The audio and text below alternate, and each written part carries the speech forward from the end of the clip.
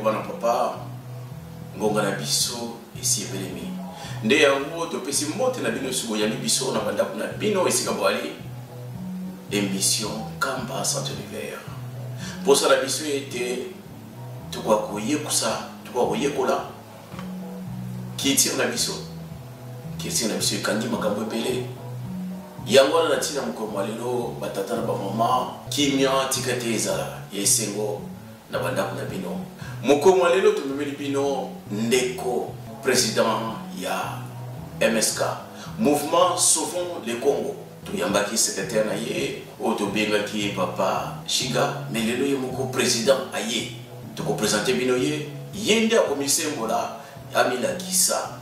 Bonjour papa président. Bonjour Moutadeki.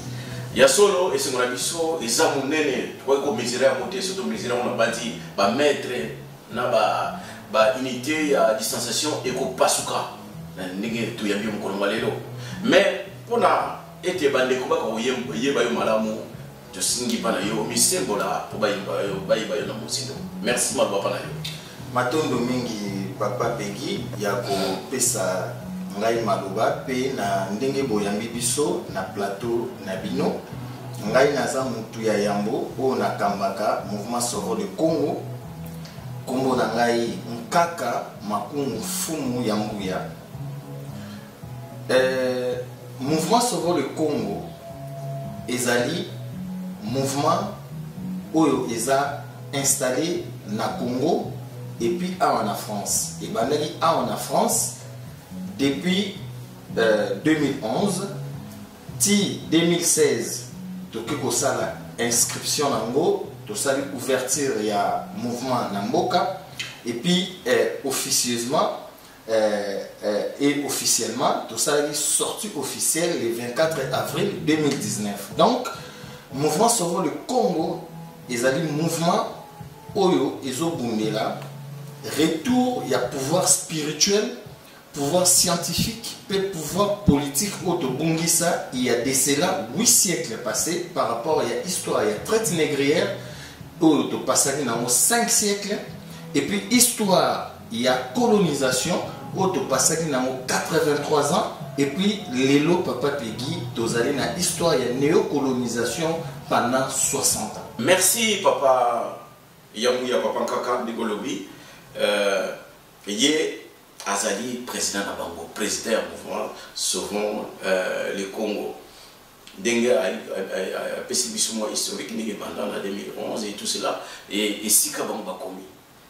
Mais question la question est Yambo et Kozala Boyo. Le but était, l'île Nabinezali, tout retrouver Bissika qui tire la bisso, Ndenge Bunga, Ndenge Binbo le Béliango. Nabanti Moutoua pour sauver les Cambo. Parce que bon mon équipe anomalie, bon mon équipe malade, pathologie, pathologie ou bien bon mon était pour sauver le Congo, est-ce que beaucoup identifié sont? Matondo papa Peggy, pathologie au lobby premièrement, ezali tous un problème pathologique qui a histoire na biso, ezali culturelle, ezali traditionnelle, ezali toi un problème il y a coutume. Tu as un problème, il y a des valeurs et des principes. Babiloko wana nyonso eza babiloko o eza la cadre juridique na beaucoup lui conduit donc constitution o eza la ke mboka etambola et diriger bateau. Et maintenant na ba tradition ba coutume ba valeurs ba principe na biso royal Congo o tozala nango il y a de cela 8 siècles o to bungisa o to longola nanu ya mabete totika malamu donc auto stoé massipa ya moté ya monande oyo nengolobi ba pathologie wana o eza identifier lelo na kata République du Congo o déjà dès le départ cause à la République normalement faut tous ba valeur moko royal parce que na kata MSK tozo bundela tozali pe mouvement moko ya ba royaliste tozali mouvement moko ya ba démocratie ya ba républicain donc tozo bundela ba valeur royale na biso Congo ezonga lelo na mboka na biso poto développer social économique na biso voilà. Papa Yambouya, papa président, merci mille la réponse au PSBISO du point de vue il y a ma pathologie, nous le pays Yango. mais na bandi point na bino o eza munene o lebi ba principe spirituel parce que je pense que ceux qui spirituellement vous en ba fondamenté moyen penza bo avancer ezalité tout le monde qui yango banda to perda makambo ya mama qui bavita Congo et Baskila. Alors du point de vue spirituel source na bino za dini pour na été beau sémantique beau fan de ça mouvement on a kati ya et puis ba changement où vous prenez et fan na kati mboka. Quelle est votre source spirituelle? Matono Papa Peggy, source spirituelle na biso ezali inspiration. Toza na inspiration na le pesi biso vision moko politique culturelle parce que culture politique au toana mona Congo eza culture politique mo amala monte to la nzela ba paya ba démocrate ba républicain tozo mona ndenge ezotia trouble lelo na monde ba démocrate ba bebisi mokili pona zonga na mutuno lobi ba inspiration na biso ne na binde source ya spiritualité na biso mettons noter eloko mo Papa Peggy dans l'histoire de l'humanité. Il existait 3 civilisations. Civilisation à Liboso et la civilisation Congo. Oh, bah, civilisation égyptienne. Deuxième civilisation est la civilisation grecque. Et puis, troisième civilisation, autour vivre dans l'élo, dans l'humanité, est la civilisation romaine. Dans la civilisation Congo, est la civilisation où il sans pifo. Il y a création, il y a invention. Na babiloko otezo salama premier calcul mathématique et salama pas ba Congo abasé te détailler tout à l'heure. Donc ceux qui ba congolais ba comprendre qu'il existe 3 civilisations. Il y a la civilisation à Liboso Congo o ezalaki ya malamu o ya kimpavita bundelaka avec les 3 valeurs plutôt 4 valeurs. Valeur à Liboso eza amour, yami baleza respect, yami sateza dignité et justice. C'est ça ba valeur o yomokilizo lukalelo. Ba valeur on eza ce sont les mêmes valeurs au Papa Simon Kimbangu ayaki ko relayer entre 1920 et 1921. Donc bref, ça veut dire quoi? Nakati MSK inspiration na biso ezali nakati vision, toza na ba idée, tozali na conviction par rapport à l'idée, la vision culture politique, et puis toza déterminé et enfin toza na réalisme réaliser par rapport à ce qu'on est en train de s'inspirer pour Papa Peggy toza ko s'inspirer na la culture ce qui veut dire quoi? Culture il y a construction, culture il y a constitution, la culture il y a la langue. La culture sociale, nous allons en Nzingu, dans le royaume Congo, déjà à l'époque, on a pareil à machine et ça, na kati ya culture sociale, au royaume, et peuple mbongo, pour baya, pour somba, parce qu'à cette époque, l'agriculture était immense. Babane ko pesa ba peuple mbongo po baya ko somba biloko ba jour marché ba noza ba marché hebdomadaire puis marché mensuel. Donc voilà source d'inspiration na biso no lobi Papa Peggy ezali bongo na kati MSK na kati ba principe na biso et puis na ba valeur o na lobi minei o mokilezo lukalelo ezali bolingo donc amour ya monde, amour entre les peuples du monde, amour entre ba congolais na ba autorité na bango parce que amour a les até ba respect à l'institution il y a monde ezate tout le monde a n'engagé respect droit de l'homme ezate ba démocrate bazo kosa batu bazo ko bombarder na ba guerre ou bazo créer partout dignité à l'homme tant bato ba ko bomba batu na minduki tout consort dignité ezate et puis justice. Donc voilà, c'est un peu ça que MSK na kati source d'inspiration na biso, ce sont des valeurs et des principes qu'on y ramènera plus tard na mikoloko ezoya na RDC. Merci Patatara Mwabalandi. Il y a une mission Kamba Centre Nucléaire, tous allés au Koba la mission. Papa Yamou la mission était pour asseoir le développement dans le Congo. Donc, c'est-à-dire que MERS et puis la productivité sociale et économique, c'est la même chose. Il suffit de s'inspirer na Oyo Yaya Kimpavita abandaki na oyo Papa Simon Kimbangu ayena yango tout tellement nan wana lelo to megana ko lobela ba point wana oyo et ko permettre soki za na ndenge wana et que mouvement sauve le Congo et soit en plein na katsambo na biso to ko kota na ba ce qui est production ce qui est social dans la émission et mais tout tellement nan place wana Yaya Kimpavita tambaye a une inspiration. Mais, inspiration, où il y a qui nango, na bandi ce qui bino, ce qui est sanité, il y a qui pour à restaurer la valeur, où il y a qui, tant que bandi qu'on a biso, basui, baptême. Albina bango que non, bino pour Panzani, pour ça n'angé zali été, yo gens qui tokende kuna, na où yazali awa bo sangana, il y a qui pour ça la unification, pour na Congo et pour ozonge la valeur nango. Mais il y a qui bango moko bana mboka s'associer pour baboma ya Kimpavita. Toye na tangu ya Simon Kimbangu tangu aye na yebite ce qui ba valeur o ya kinango. Bino ba politicien okolo bana biso banda ye aye ko cité biso politicien nini o ya landi malako na ye parce que bino boni ko ba été vous allez vous inspirer par rapport à ce que Simon Kimbangu et Maman Kimpavita a bandaki bino pana bino kozala ndengeni beaucoup contribuer surtout pour faire taire bango ou bien beaucoup contribuer pour la valeur en mata bon ce qui est mata bon mata ndengeni Matundo Papa Peggy na bandeko o bazolanda va comprendre d'abord na toutes ces valeurs et des principes. Nous avons dit tout à l'heure, il y a un moment où ils ont constitué la constitution. Malgré qu'aujourd'hui, les lois constitution ont dit comment on a les bandes et comment on a âme bantouté. Sinon, la tradition, la coutume, la valeur, la vie, le principe. Mais en principe, par rapport, il y a un principe où il y a Kimpavita Bundela, n'avoir même où il y a Papa Simon Kimbangu. Papa Simon Kimbangu, il avait dit ceci, le 10 septembre 1921. Alors, il y aura un roi divin, un long qui viendra plutôt. Et les rois divins, les longs wana enseignant à quoi enseigner. Et puis, il y aura un roi divin qui viendra avec les trois pouvoirs. Pouvoir spirituel, scientifique et politique.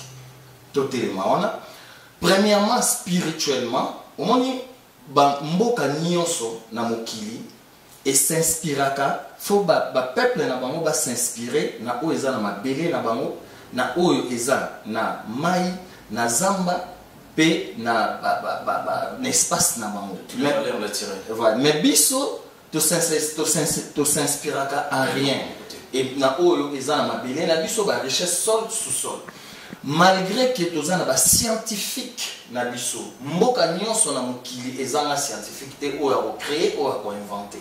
Donc évidemment c'est ça. Donc c'est MSK nous lobby comment on pourra faire par rapport à nakati malobate papa nangai loko koti na mbanzasanda donc tozu ba politicien belé tozu pe ba mais tout le monde va politicien papa Peggy ba memi en côté ba chef en place ba chef coutumier belé pe ba lobby était bango ba s'inspirer na mbanzasanda sikoyo bino par rapport à mbanzasanda lelo bozana niveau ni.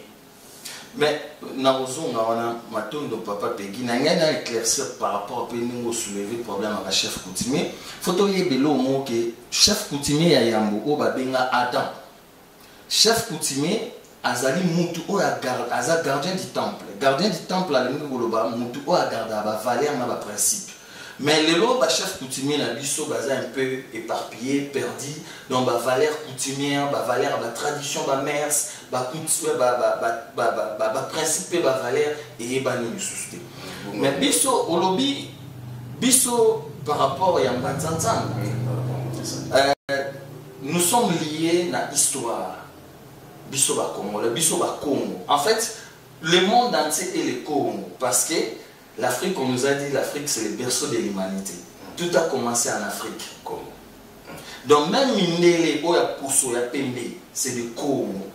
Donc Congo te constituer toutes les valeurs, n'a pas principe, il y a un monde, Oya Malam, Oya Bantaku, Oya Zaloko la Lelo, Claire Bantaku, na clan banzinga na clan bampanzu clan bampanzu eza lokola parlement bango mutu banda kozwa décision ya création pe ya invention ke bokoki ko inventer ba arme nucléaire te ko kino boma bato c'était les clans là ya bampanzu oyo lelo batia lokola parlement oyo tozalaka na mo clan ya banzinga eza pouvoir exécutif bazosala gestion pe administration ya mboka oyo babandaki kozwa mitindo euti epai ya bantsaku clan ya bantsaku ezali clan oyo ebandaki eza lokola sénat lelo nde balindele depuis na 5e siècle pa basolon ntango baye omodifie civilisation Congo bakoti na civilisation grecque avant civilisation romaine et abuma civilisation grecque et buma civilisation Congo pota koma auto communal. Donc par rapport à Mbanzansanda, voilà ce que nous nous présentons. Na kata histoire na biso, il faut se fier lelo. Donc avec na niveau ya histoire autozana ngo par rapport à Mbanzansanda, eza histoire ya Congo.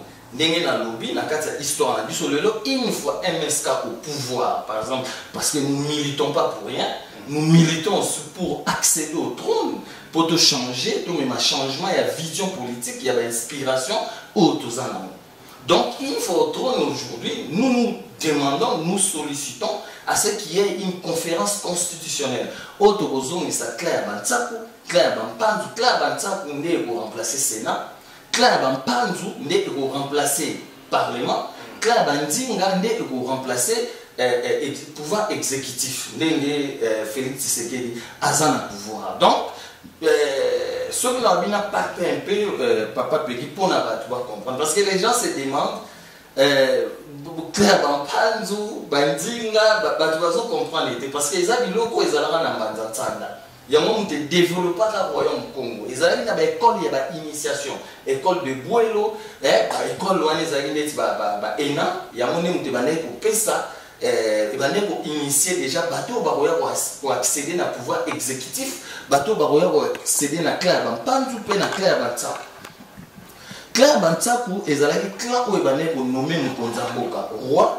Tozio Tochewana, rediriger pendant 1, 2, 3 ans, rediriger. Mais celui Namakambo Bampanzu bazwaki comme social scientifique et développement mboka. Soki clan ya bandinga ba respecter en moté, clan Bantsaku o ba couronner ni mokonzi ba décider ba bengi il y a de cela Papa Peggy je crois 6 mois passés tout le monde qui na États-Unis Donald Trump ba neba destituer na kata chambre mobobo. Dans la clan Bantsaku bazalaki na chambre wana pe ba ne soki roi par exemple admettons na landaki makambu ya bamindele ebele que nous avons combo ya Jean premier atiki par exemple nzinga pouva tiki combo na ye tout consort na ba merci ya banon na biso et tout consort donc clan wana ya Bantsaku pe ba interpeller ba benga nzinga ba yebisa que non ça se passe pas ici tout biso photo des studios. Donc voilà, bref, par rapport à Mbanzansanda, nous pensons comme ça, aller changer les choses,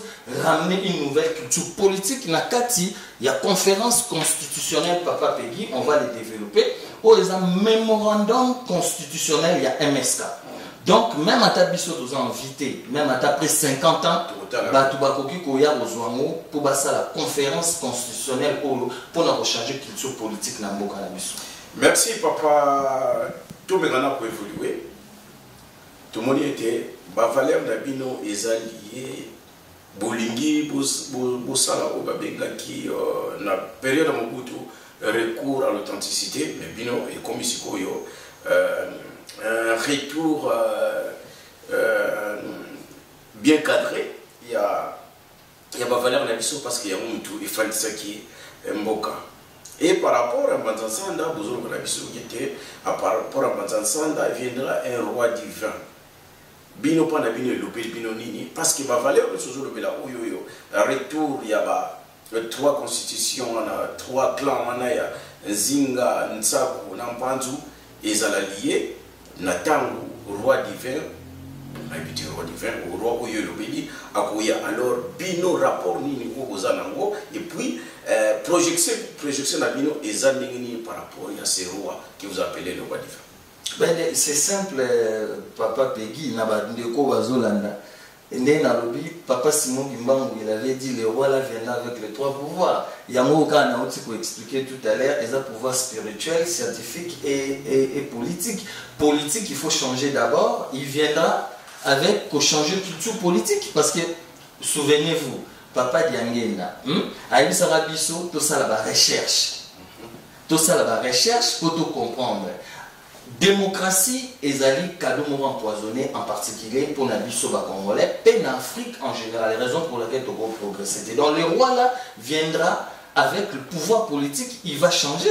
Politique, il va changer justice, il va changer administration, il va changer gestion en boca. C'est votre liaison. Ben oui. C'est ce que vous prenez par rapport évidemment. Au retour de ces... Évidemment, c'est ça. Mais quand il va venir avec le pouvoir politique pour changer. Parce que la politique actuelle au Congo, ça ne marche pas, ça ne fonctionne pas. Parce qu'on a emprunté des choses culture constitutionnelle. J'ai suivi Show qui tourne dans les réseaux sociaux. La Show qui tourne dans la constitution. Moutou a aidé la constitution, et André Mazo. Alors, quelle est cette constitution? Selon ma mère, la tradition, la valeur, on ne peut pas avancer. Sur le pouvoir scientifique, Papa Peggy, comment par rapport à Rwanda? Donc, avant de commencer la science, parce que qui c'est scientifique et la science, avant de développer la science dans Mboka Nabiso, il faut d'abord s'inspirer dans ma belle nature, inspiration, il y a pour créer avion à Pamba. Et créer le local et nous avons appareil volant imitant oiseau naturel. Au nion sotozo potoya na science et ça d'abord les rois divins il doit s'inspirer aux gens na mabele na ye na mai na kata zamba. Na on peut cet exemple mon papa Peggy na loba no mingi pona zongo sur na loba. Les loba oiseau luka ba minéré. Bazo bunda ba minéré pour déjà Congo pe et pour refuser ba richesse na mutu morote parce que c'est le premier pays qui possède beaucoup de richesses. Mais les bateaux, il faut que 4 valeurs on a lobby et qui ne pas vite à Bundé, là, peine Fumugimbango, donc Papa Simon Gimbango, et Zanini, Bolingo, respect, dignité, la justice. Donc, tous les exemples, nous étions amis pour bateau Bazolanda, Bandeko Bazolanda, il faut comprendre que le roi là qui va venir, le pouvoir spirituel, c'est comment en fait? La spiritualité, c'est payé, Papa Peggy. Même spiritualité religieuse, ça aussi c'est une autre spiritualité, mais on ne peut pas mélanger tout à la fois. Donc, dans un exemple, nous étions amis. Mututu ou akoli na Congo, ayebi nous étions amis, nous sommes aux yeux, nous nickel en mine, 30 secondes mine et lingua. Mbebe komi orange. Nzete wana Papa Peggy spirituellement na mokileza na Congo. Mais scientifiquement donc poto ya ko industrialiser yango na nous s'inspirater poto zo nzete wana to sala mode dentifrice. Or na kati société na biso pour le développement scientifique, soto zo to industrialiser na kati culture industrielle. Donc nous étions amis, il y a Pamba, ceux qui ont salé l'industrie, ils ont zuji, ils ont salé le mélange de carbonate, soit ils ont malala, et puis ils ont fruits. Nous étions Papa Peggy et que dominer toutes les dentifrices du monde entier. Rien que Mbongo, il y a nous étions amis annuellement, soit ils ont gestion dans le monde. C'est ça. Sans tabac congolais. Sans que les gens ont recours, il y a des minéraux, tout comme ça. Donc, bref. Rien que cet exemple, ça justifie la spiritualité, la science. Et maintenant, la politique, ça doit être une bonne politique culturelle selon Bisso. C'est là que Kibo Bisso peut te développer par rapport à Rwanda ou à Voilà. D'accord, papa. En tout cas, et c'est mon mingi pe maton de mingi na dengue to ali kolanda papa na Bisso pour ça na Bisso zali ba komisa Bisso sikawana. Bisso to ali koluka bato ba komisa Bisso sikawana. Parce que dans le monde, ici, sous Totali, on est dans une zone qui il y a Congo, dans le Royaume Congo. On avait ce qu'on appelle l'ignorance du présent. L'ignorance du présent, c'est des moments qui ne peuvent pas à Yeli Bango pour solo. À lui, à partir à l'élo, tu as collaboré. Mais tu vas comploter. À lui, tu as TTT. Il y a un biso, et comme ça, il biso, sous-souné ou sous. Comploter, il y a qui profite à Kofi. Papa Kimbangu aye nazo kozongisa yo esika wana pasi tolingi ete bino bopusana papa Kimbangu aye alobi oyo aye lelo toza koinspire na Banzanzala papa Kasavubu balobi ete indépendance oyo tozwi yo moto pesi biso yango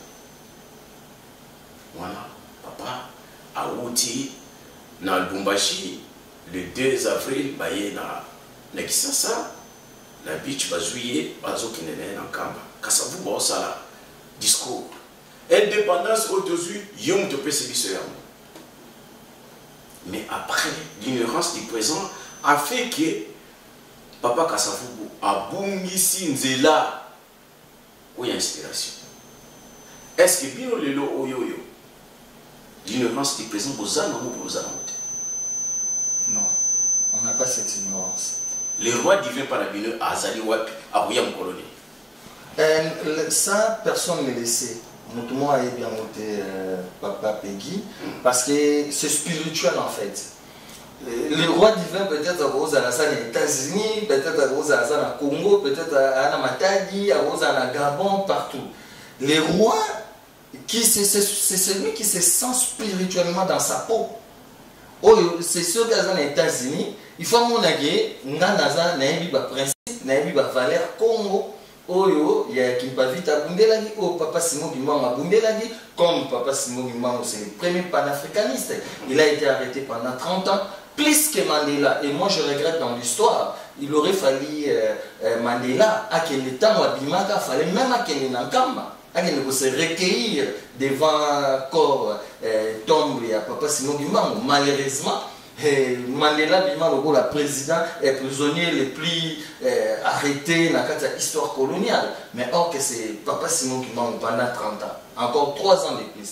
Mais bref, les rois, ils se profilent et place au tuer Azali, il doit se sentir dans sa peau et de se faire sortir. Yemogo Abima, Aloba, à se profiler à la Kisake, c'est lui. Et là, maintenant, Batu Oba Yebi, histoire. Ils sauront que c'est lui, les rois là. Parce que tu évites, place à Robimé la paix, Mukolo, Yaroya, à éviter Bissotozo Zélamo spirituellement, scientifiquement et politiquement. D'accord, je reviens à la même question. Est-ce que vous pouvez avancer selon les valeurs que vous prenez là, des trucs, est-ce que vous pouvez avancer ça qu'il y ait contact ou des rapports ou des relations avec ces rois divins aujourd'hui? Non, le roi divin, il n'est pas encore là. Mais papa Simon Bimang a tigagi tant le roi divin. Mais il a donc cette parole était partie pour tous les Congolais. Voilà. Donc Congolais tout n'incarne se sentir qu'il est bien dans sa peau, il va se faire sortir. Même nous, si le roi là est là, par rapport à ce que nous prenons, ce qui te montre que c'est lui. Nous le saurons que c'est lui. Un exemple, aujourd'hui, le président Ebele Baleke, à part même au lobby, Mobutu, il a instauré l'authenticité. Alors, on va voir même, merci Nabiso à Bakombo, Bakombo, il y a la Tikika, non, Nabiso n'a pas prénom, tout qu'on sort, Tata Bomoko, Ekolo Bomoko, Parti Bomoko, Bokondu Bomoko.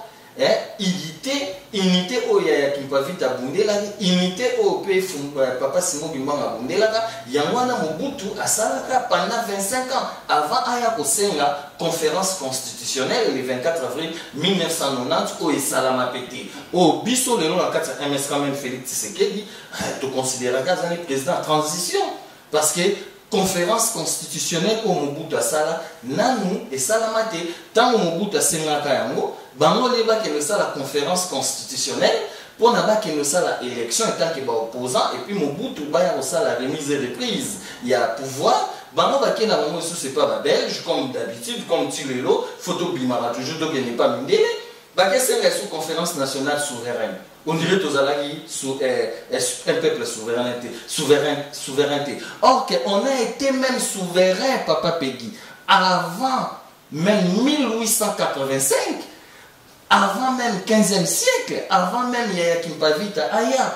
On a dit qu'on dirigeait Mboka selon leur culture, selon leur social. On appelle cet exemple à tous en Nzimbu.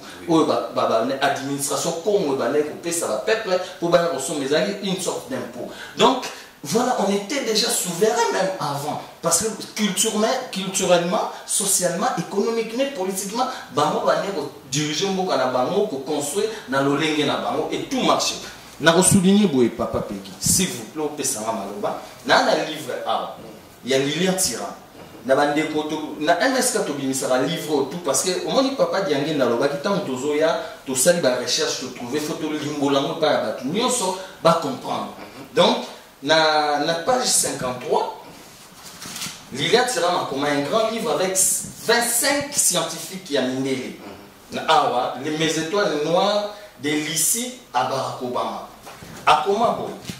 La 53e page. À comment bon? Donna Béatrice est née au royaume du Congo. Donna Béatrice est à Kimpavita. Royaume prospère qui englobait des parties de l'actuelle République démocratique du Congo, de l'Angola actuelle et d'une partie du Gabon et de Brazzaville, soit environ 300 000 km carrés. Congo yaka MSK où il y a CT où va changer sur la conférence de Berlin. Congo signifie cercle, univers, centre de l'univers. Et il pose maintenant la question, il dit, pourquoi la France lui a-t-elle imposé un C à la place des K? En mettant un C, on dénature l'essence du pays. On dénature ces femmes et ces hommes et on falsifie l'histoire millénaire d'un peuple. On s'arrête là. Ça dit tout, Papa Peggy.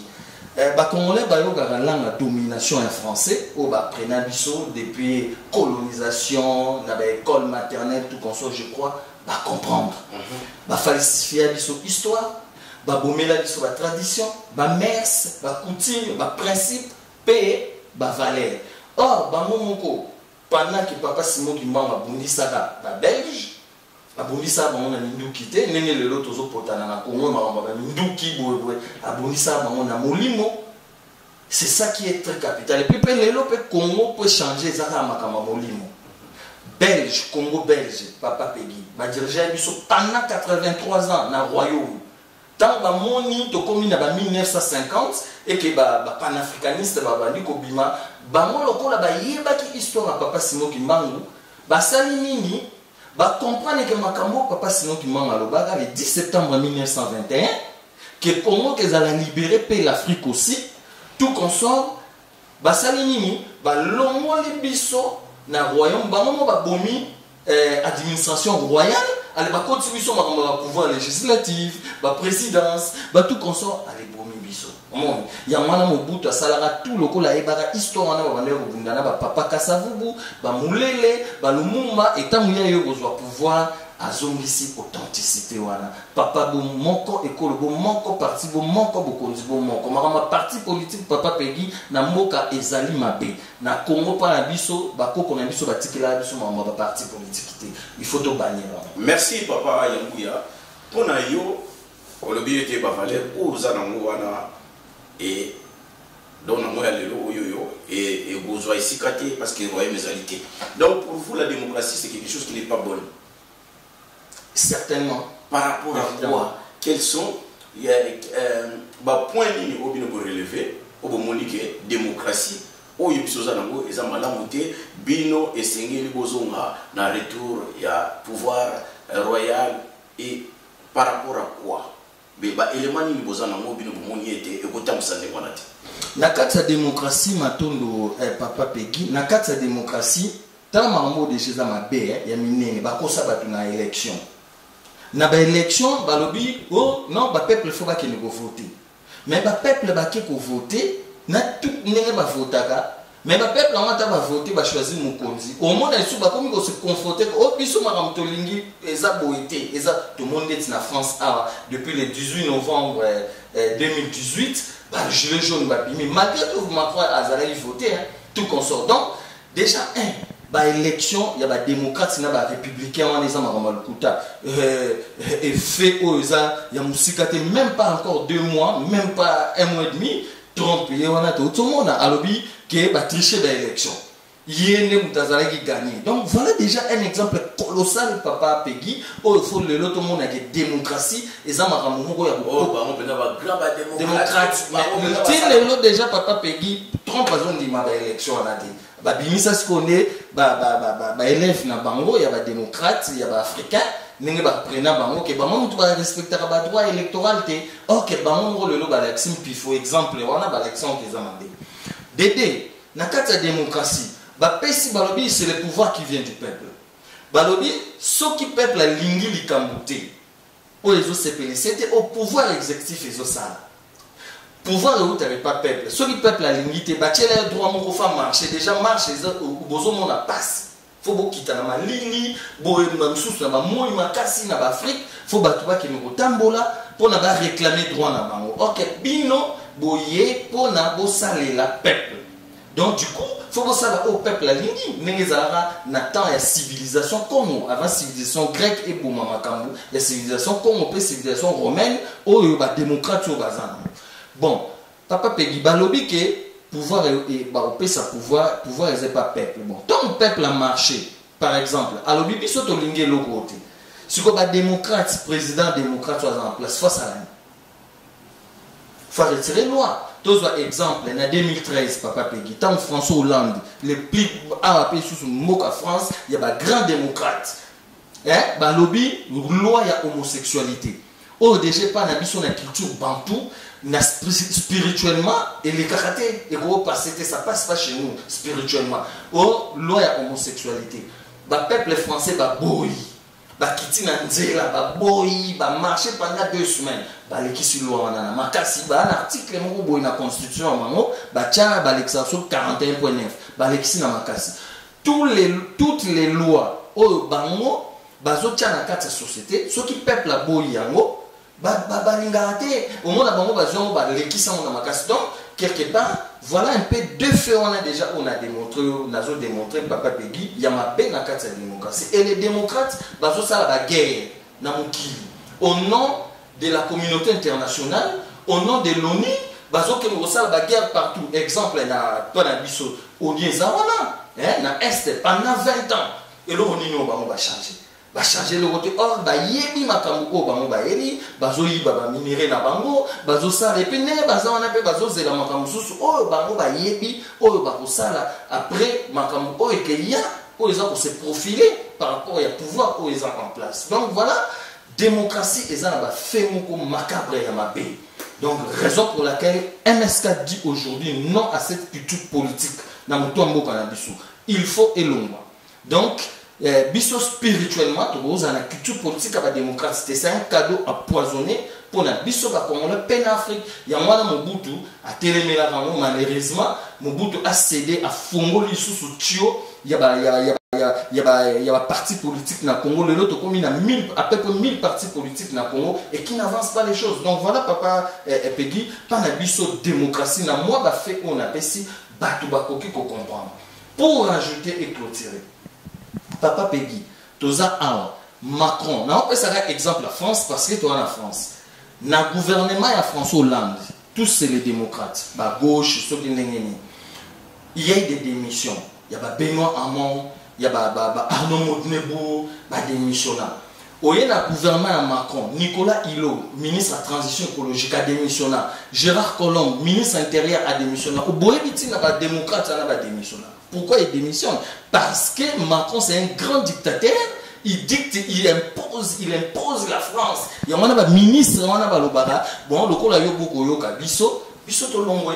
Tu sais que Nicolas Hulot, na 2018 temps à Longwe na Gérard Collomb 2 semaines ba gilet jaune maman va bimi. Donc Macron et c'est des dictateurs, il y a on va bimi ça maman soit disant le président africain c'est des pires dictateurs. Pour ba maman on peut ba yebi ke ba ça ba dictateur. Et puis pour clôturer papa Peggy yé Macron étant que démocrate le 16 avril 2018 plutôt avant d'arriver des démocrates n'a parlé de l'Élysée à qui ça la guerre en Syrie à qui bombarder donc voilà et pas Nabiso qui ce qui fait la différence entre royauté, pouvoir royal. Chez nous, nous n'avons pas de centres de gauche, des centres de droite. Chez nous, Papa Peggy, Yon Konzamboka, Ozawana, Ngaïda Zawana, Ndekwa Zawana, Zuma Yele Nabiso, Topesio, Yo Tchamo en place pour le développement social et économique. Voilà. Merci, on a tout la première partie à te développer du point de vue spirituel. Dans le mouvement, souvent le Congo, nous avons trop espace pour nous aider, pour nous temps, Yako Pema. Merci.